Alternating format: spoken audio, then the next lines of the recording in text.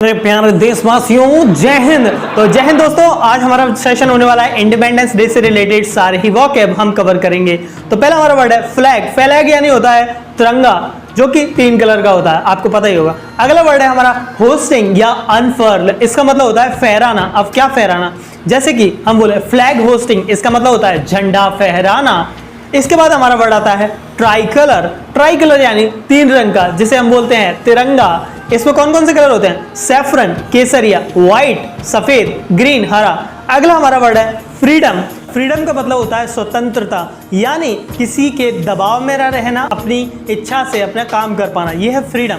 इसके बाद है हमारा नेशन। नेशन का मतलब आपको पता ही होगा, राष्ट्र। अगला हमारा वर्ड है सैक्रिफाइस। सैक्रिफाइस का मतलब होता है बलिदान या फिर त्याग। सैक्रिफाइस का मतलब होता है किसी भी चीज का गिव अप कर देना एक बड़े कॉज के लिए, जैसे कि क्रांतिकारियों ने अपनी लाइफ का सैक्रिफाइस कर दिया केवल इंडिया के लिए। अगला हमारा वर्ड है कॉन्स्टिट्यूशन। कॉन्स्टिट्यूशन का मतलब होता है एक फंडामेंटल लीगल डॉक्यूमेंट, जिससे ये पता लगता है कि इस कंट्री में किस तरह की गवर्नेंस होगी और क्या स्ट्रक्चर रहेगा। इसके बाद हमारा वर्ड आता है पार्टीशन ऑफ इंडिया, यानी भारत का बंटवारा, यानी ब्रिटिश इंडिया बट गया इंडिया एंड पाकिस्तान में। अगला हमारा वर्ड है नेशनल एंथम, जो कि है जनगणमन यानी राष्ट्रगान।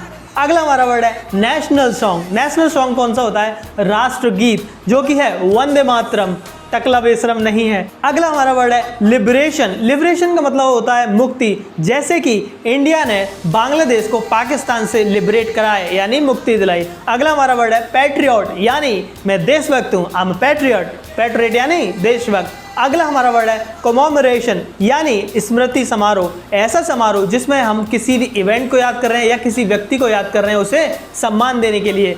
अगला हमारा वर्ड है फ्रीडम फाइटर्स, यानी स्वतंत्रता सेनानी। ऐसे लोग जिन्होंने हमारी स्वतंत्रता के लिए फाइट किया है, जैसे भगत सिंह, सुखदेव, राजगुरु। अगला हमारा वर्ड है नेशनल यूनिटी, यानी राष्ट्रीय एकता, मिलजुल कर रहना। तो अगला हमारा वर्ड है श्रद्धांजलि देना। इसके लिए हमारा वर्ड होता है पे ट्रिब्यूट या फिर पे होमेज। इसका मतलब होगा श्रद्धांजलि देना। नरेंद्र मोदी ने लाल किले पर श्रद्धांजलि दी। अगला हमारा वर्ड है सलामी। सलामी यानी सल्यूट। अगला हमारा वर्ड है अंग्रेज। अंग्रेज को इंग्लिश मैन नहीं बोलते, अंग्रेज को बोलते हैं ब्रिटिशर्स। अगला है हमारा एड्रेस। एड्रेस यानी पता नहीं है, इसका मतलब होता है संबोधित करना, जैसे कि आप बोल रहे हैं, आपकी ऑडियंस सुन रहे हैं, तो आप उन्हें संबोधित कर रहे हैं। अगला हमारा वर्ड है मार्टियर। मार्टियर यानी शहीद, जो देश की रक्षा करते हुए अपनी जान गंवा देते हैं, उन्हें मार्टियर बोलते हैं। अगला है जो देश में ही रहते हैं, उन्हें बोलते हैं कंट्रीमैन। इसके बाद आता है हमारा स्पीच। स्पीच यानी होता है भाषण। तिरंगे में वो गोल गोल देखा होगा, उसका मतलब होता है व्हील, जिसको चक्र बोलते हैं। चक्र में कुछ तीलियां होती हैं, उन तीलियों को बोलते हैं स्पोक। अब वो कितनी होती हैं वो कमेंट में बताइए।